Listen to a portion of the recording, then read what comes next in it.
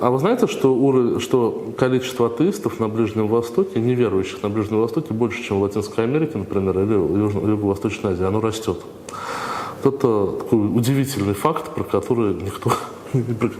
А по некоторым данным, это такие, понятно, что здесь все данные очень относительные, но по некоторым данным, скажем, количество атеистов в Саудовской Аравии, людей, называющих себя атеистами в Саудовской Аравии, при всем том, что очень сложно провести какие-то опросы и так далее, примерно такой же, как в Соединенных Штатах. Мы очень любим говорить, и это справедливо, про шиитско-суннитские конфликты. А еще можно говорить про суннитско-суннитские конфликты. А еще можно говорить про войну Аль-Каиды и ИГИЛ. И так далее. Это все придает сюжетам некий такой романтический флер. Такое ощущение, что мы говорим про «Игру престолов» или что-то такое, или что-то подобное.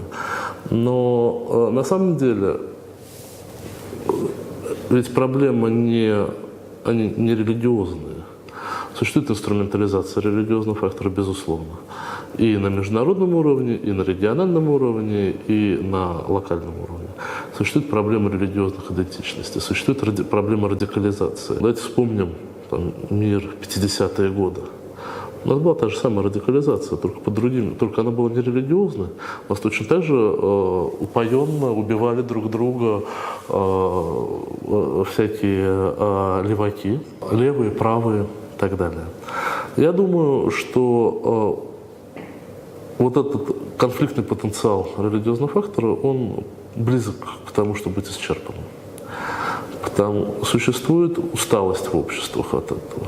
Более того, к сожалению, события последних лет, они дискредитируют религиозные и политические силы. И мы видим рост интереса к светским проектам в арабских обществах. Я не думаю, что там забросают ли друг друга атомными бомбами шииты и сунниты, это вопрос не шиитско-суннитский, это вопрос наличия атомных бомб. И желание просто против кого-нибудь их использовать. А что касается вопросов религиозных, то, безусловно, роль религиозного фактора, она будет сохраняться в этом регионе. По крайней мере, ислам останется такой рамочной конструкции для формулирования идентичности, для поиска каких-то ценностных основ. Но какой это ислам будет? Это большой вопрос. И этот вопрос он будет решаться не исходя из каких-то внутреннего потенциала ислама, который может быть и таким, и очень таким архаизирующим, и наоборот очень модернизирующим и так далее, как любая мировая религия. Он будет решаться, исходя из факторов, я думаю, социально-экономических, политических и тому подобного. Понимаете, ведь это же будет зависеть от того, как будет Россия меняться. И ходить бывает склизко по камешкам иным. Для России, так же как для всех внерегиональных игроков, очень важно избегать глубокого вовлечения в политические конфликтные процессы, которые происходят в этом регионе. Помните в фильме «Покровские ворота», что, поверьте историку, сделать человека счастливым против его желания невозможно. Это давно пора всем уяснить. Невозможно сконструировать регион, карту этого региона, политические системы этого региона извне. Невозможно транслировать. Какие ценности Россия может туда транслировать? Вероятно, какие-то может. Но для этого необходим, наверное, процесс сначала обсуждения этих ценностей внутри России, чтобы определиться с ними для себя и так далее. Я думаю, что у России есть очень правильный задел, связанный с способностью выстраивать отношения со всеми в регионе. Это то, чего нет ни у одного другого глобального игрока. Россия в хороших отношениях с Ираном, с Израилем, с Турцией, с Саудовской Аравией, с Катаром. Нет ни одного государства региона, на самом деле, с которым у России были бы конфликтные отношения на сегодняшний день. И эту способность дружить со всеми, ее надо стараться развивать в себе и стараться сохранять. Это первое. Второе, это, как я сказал, глубоко не погружаться в эти проблемы, не стараться стать там, честным брокером для их решения. Да, мы можем выполнять некоторые функции медиаторов, когда в этой медиации есть потребность. Но нельзя выступать медиаторами, скажем, между Саудовской Аравией и Ираном, которые совершенно не просят себя быть медиатором и так далее. И третье – это прагматизм, который, да, я думаю, что прагматизм тоже здесь есть некоторое лукавство. Русские всегда любят очень говорить, российское руководство и эксперты всегда очень любят говорить о прагматизме, и это правильно. Но по большому счету поведение абсолютно любого игрока в любой ситуации кажется ему прагматичным. Не бывает человека, который скажет, что я веду себя непрагматично. И поэтому прагматизм связан с очень хорошей рефлексией, обдуманием собственных глобальных и стратегических интересов. Пока что единственный очевидный интерес России в этом регионе – это безопасность, связанные с южными регионами России, и так далее, и так далее. Вот это единственное, о чем можно говорить с уверенностью. Все остальное – это интересы более или менее конъюнктурные, которые приходят и уходят. А если Россия заинтересована в безопасности, то она заинтересована в стабильном и процветающем, развивающемся Ближнем Востоке. А если она заинтересована в стабильно процветающем, развивающемся Ближнем Востоке, значит, она заинтересована в каком-то регулировании конфликтов, в укреплении государственности, в экономическом развитии и так далее. А если она заинтересована в этом, то она заинтересована в сотрудничестве с Западом, в том, чтобы помогать этому. А здесь мы наталкиваемся на проблему отношений России и Запада. Вот негативный сценарий. Негативный сценарий заключается в том, что вся эта история с Сирией, Ливией, Йеменом, она заканчивается развалом всех этих стран. Дальше на обломках этих стран никаких дееспособных государств не возникает. Возникают небольшие зоны, дееспособные, там, где ресурсы есть, вот в Киренайке, в Ливии, вот там Дамаск, Латаки. А дальше огромные территории такого гуляй-поля, где бегают террористы и где насилие становится основным таким экономическим ресурсом. Пока кого-нибудь не убьешь, не поешь. Дальше эти зоны становятся источниками распространения новых конфликтов, которые распространяются на соседние государства, сирийские на Ливан, Турцию, Иорданию, Ирак. Иракский потом тоже может перетечь куда-нибудь, прежде всего в Саудовскую Аравию, и так далее, и так далее, и так далее. И у нас вот так весь этот регион дробится, идет тотальная бесконечная фрагментация, поскольку когда у нас происходит фрагментация, гражданская война, у нас происходит архаизация социальная, то государственные институты уничтожаются, все тут же вспоминают, каким племенам, кланам и конфессиональным группам они принадлежат. Эта идентичность становится основной.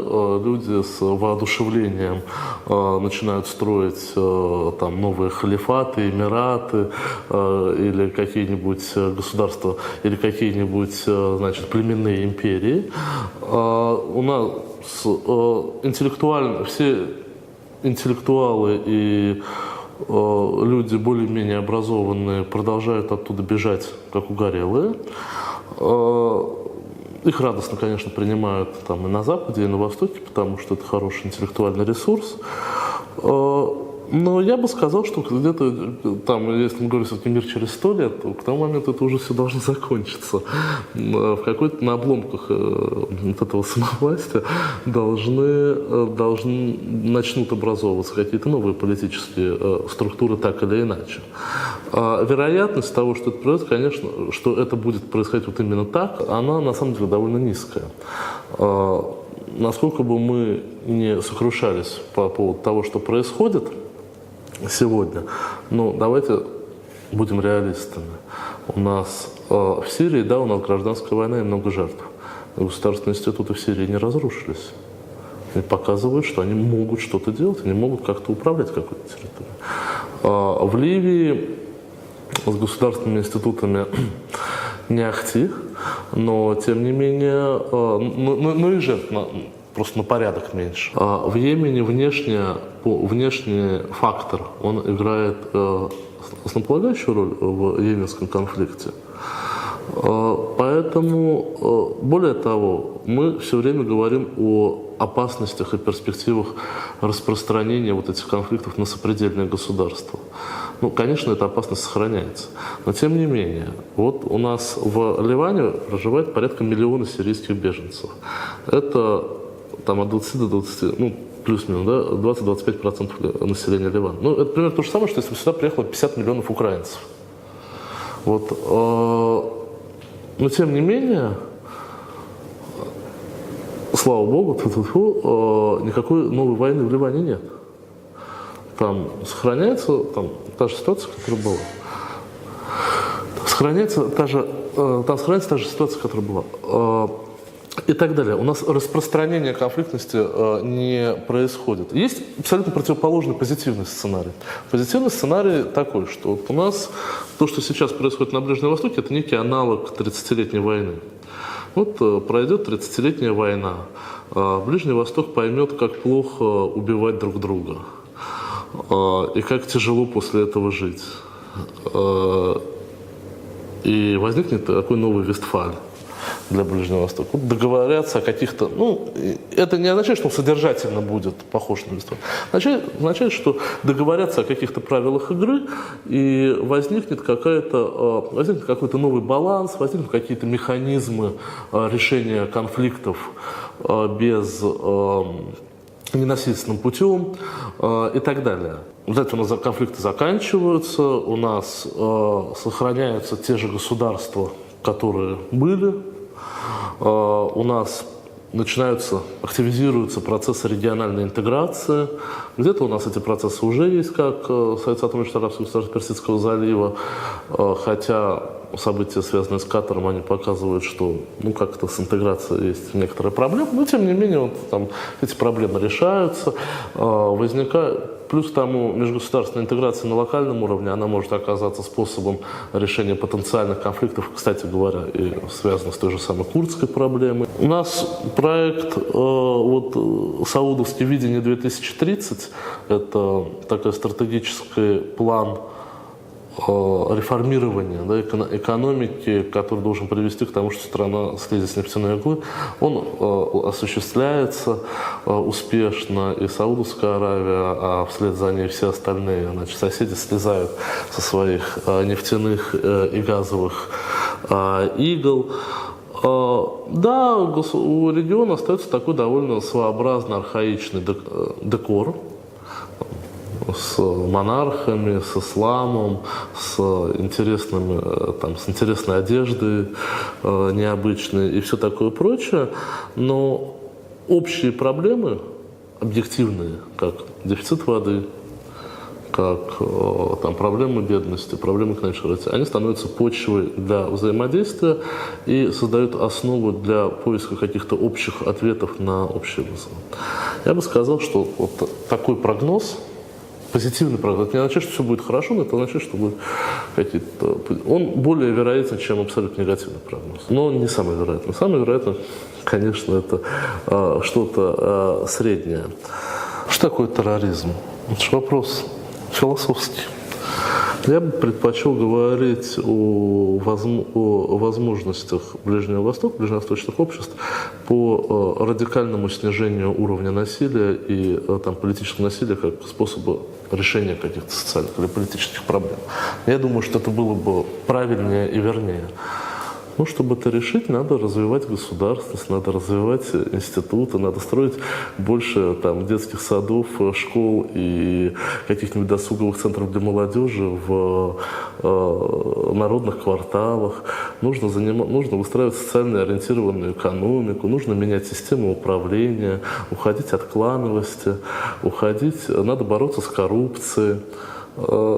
Это, вообще говоря, рецепты, они довольно очевидны, они довольно известны. А когда мы говорим о каких-то других рецептах, когда мы говорим о том, что этого всего можно не делать, но как-то изжить насилие или терроризм, тогда мы просто хотим в здание, которое требует капитального ремонта, переклеить обои. Это касается не только Ближнего Востока.